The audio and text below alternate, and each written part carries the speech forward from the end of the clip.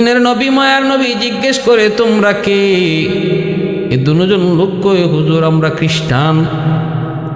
কেন এসেছো? কই আমরা মদিনায় ব্যবসা করি। বাড়ি কোথায়? কই সিরিয়া।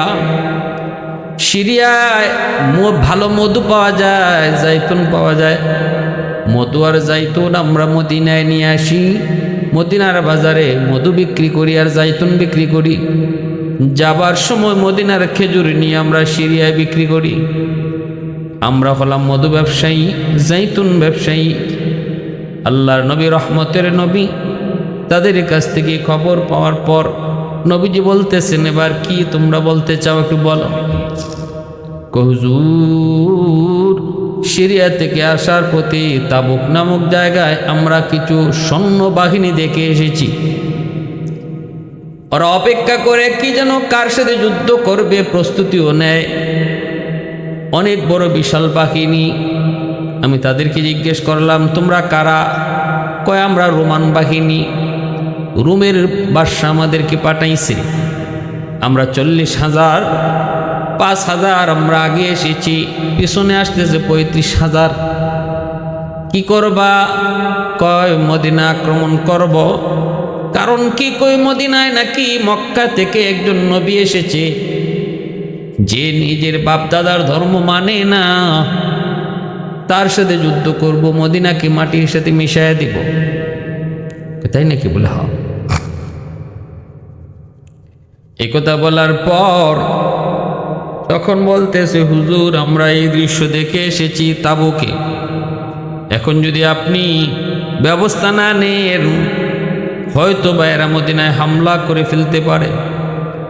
আল্লাহর নবী, রহমতের নবী, এই খবর শোনা মাত্রই জরুরি মিটিং তলব করলেন। নবীজি সাহাবায়ে কেরামের কাছ থেকে পরামর্শ জানতে চাইলেন। সাহাবীরা, আবু বকর সিদ্দিক সহ সবাই পরামর্শ দেন, নবী গো, এই দুইজন লোক হলো, ওরা খ্রিস্টান, অমুসলিম। আর অমুসলিমদের কোনো খবর আল্লাহ পাকের নির্দেশ তদন্ত ছাড়া কখনো গ্রহণ করা যায় না। মুনাফিক বা ফাসিকের খবর তদন্ত ছাড়া কখনো গ্রহণযোগ্য নয়। এজন্য আমার পরামর্শ হলো, আমাদের পক্ষ থেকে কাউকে পাঠান, পাঠিয়ে সেই অবস্থাটা বুঝেন, সত্যি ঘটনাটা এমন নাকি অন্য কিছু, এটাও আমাদের তদন্ত করা প্রয়োজন। না জেনে না বুঝে যদি এমন কিছুই না কয় আর আমরা হামলা করি, তাহলে হিতে বিপরীত হবে। আল্লাহর নবী বলে, সাহাবীরা বলো, আবু বকর যা বলছে তাই কি ঠিক? সবাই বললেন, জি ঠিক।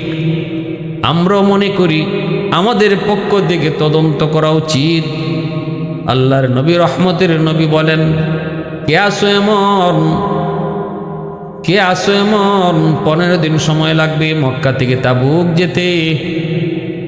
গোয়েন্দা রিপোর্ট আনার জন্য কে আসো, একটু তাবুক যাবা। সাথে সাথে শেরে খুদা আলী দাঁড়ায় গেলেন আর বলতেছেন, নবী গো, আপনি আমাকে অনুমতি দেন, আমি তাবুক যে খবর নিব, আর আপনি আমার জন্য দোয়া করেন। আপনি দোয়া করলে আমি আশা করি কম সময়ের ভিতরে তাবুক পৌঁছে যাব। নবী বলতেছেন, আলী রে, একাই যাবা নাকি সাথে অন্য কাউকে দিব? আলী কয়, না গো নবী, আপনি তো আমার উপাধি দিয়েছেন শের খুদা, আমি তো আপনার চাচাতো ভাই, আপনি তো আমাকে শিশুকাল থেকে বড় করেছেন, আপনি তো ভালো করে চিনেন। আমি আলীর সাথে কাউকে লাগবে না, আমি একাই যাব। নবী বলতেছেন, যাও, এরপরও তোমার গোলাম দিয়া দিলাম। কই ঠিক আছে, গোলাম সাথে দিয়া দেন। আল্লাহ নবী সাদের লাঠিটাও দিয়া বললেন, আলী রে, নেও, এই লাঠিটা নিয়ে যাও। আমার বিশ্বাস, এই লাঠিটা সাথে থাকলে তোমার কোনো ক্ষতি হবে না, আল্লাহ হেফাজত করবে। আলী রাদিয়াল্লাহু তাআলা আনহু খাদেম সাথে নিয়ে তিনি তাবুকের উদ্দেশ্যে প্রচণ্ড বেগে ঘোড়া চালাইলেন। 1 সপ্তাহে তিনি তাবুক দিয়ে পৌঁছে গেলেন। 15 দিনের রাস্তা, 1 সপ্তাহ। সেখানে যায় তিনি দেখতে পেলেন ঘটনা ঠিক। বিশাল সৈন্যবাহিনী দেখা যায় নিচে। কেউ মদ খাওয়ার আসরে ব্যস্ত, কেউ নেশা আসরে ব্যস্ত, কেউ কনসার্টে আসরে ব্যস্ত। নারী লইয়া, গান বাদ্য লইয়া, সব লইয়া তারা হাজির। আলী রাদিয়াল্লাহু তাআলা আনহু ঘোড়ার পিঠ থেকে নাইমা ঘোড়াটারে আর গোলাম রে এক জায়গায় দাঁড় করাইয়া তিনি একটা এভাবে দাগ দিলেন, গোল করে দাগ দিয়া বলতেছেন, গোলাম রে সুর, এই দাগের ভিতরে তুমি আর এই আমার ঘোড়া অবস্থান করবে, বিন্দু পরিমাণ বের হবে না, ওই চেষ্টাও করবে না। তবে আমি আল্লাহ নবীর লাঠি দিয়া দাগ দিছি, এতে আমার বিশ্বাস এই দাগের ভিতরে আজরাইল ছাড়া কেউ ঢুকতে পারবে না, থাকবা এখান থেকে বের হবা না। শের খুদা আলী বের হয়ে গেলেন একাই, যে এই 5000 বাহিনীর ভিতরে ঢুকলেন। ঢুকে তিনি জিজ্ঞেস করতেছেন, তোমাদের সেনাপতিকে? ঘুমা জাগাও। ঘুম থেকে জাগানোর পর আলী রাদিয়াল্লাহু তাআলা আনহু যা বলতেছেন, আপনারা কে? মানান্তুম? কয় নাহনু আহলে রুম, আমরা রোমান সৈন্য, রুমের বাদশা আমাদেরকে পাঠাইছে। কেন? কয় মদিনা আক্রমণ করব। কারণ কি? কয় মদিনায় মক্কা থেকে একজন নতুন নবী এসেছে, বাপদাদার ধর্ম মানে না, তাকে শেষ করে দেওয়ার জন্য রুমের বাদশা পাঠাইছে। এই কথা বলা মাত্রই আলী রাদিয়াল্লাহু তাআলা আনহু তখন সেনাপতিকে বলতেছেন, ভালো কথা, মদিনা যাবা, মদিনা আক্রমণ করবা, এর আগে একটু কও, আর কোনো দিন তোমরা এর আগে মদিনায় গেছো নি? কয় না, মদিনা আমরা এর আগে তো কখনো যাইনি। কই হাই হা, কই মদিনার রাস্তাঘাট এমন এমন এমন, আমি মদিনার রাস্তাঘাট চিনি জানি বুঝি, মদিনায় ঢুকন যায় কিন্তু বাইরনি যায় না, এমন এক বিপজ্জনক শহর, যেই শহরের রাস্তাঘাট এত পেছানো, ঢুকন যায় বাইরনি যায় না। অতএব তুমি তোমার সৈন্য লয়ে যদি মদিনায় ঢুকো, আমার মন বলে একজনও আর ফেরত আইতো না, সব মদিনায় থাকবো। কৌ কি? বলে হ। কার একটা কথা জিজ্ঞেস করি, যে নবীর সাথে তোমরা যুদ্ধ করতে যাবা গো, এই নবী আর নবীর সাহাবীদের সাথে আগে কোনো দিন তোমরা যুদ্ধ করছো নি? তাদের সাথে যুদ্ধ করার কোনো অভিজ্ঞতা আসেনি? কয় না। ওই হায় হায় হায়, তাহলে এরা কেমন যুদ্ধ করে এই খবরটা একটু মক্কার কাফিরদের কাছ থেকে, মক্কার মানুষের কাছ থেকে একটু যাই না লইও।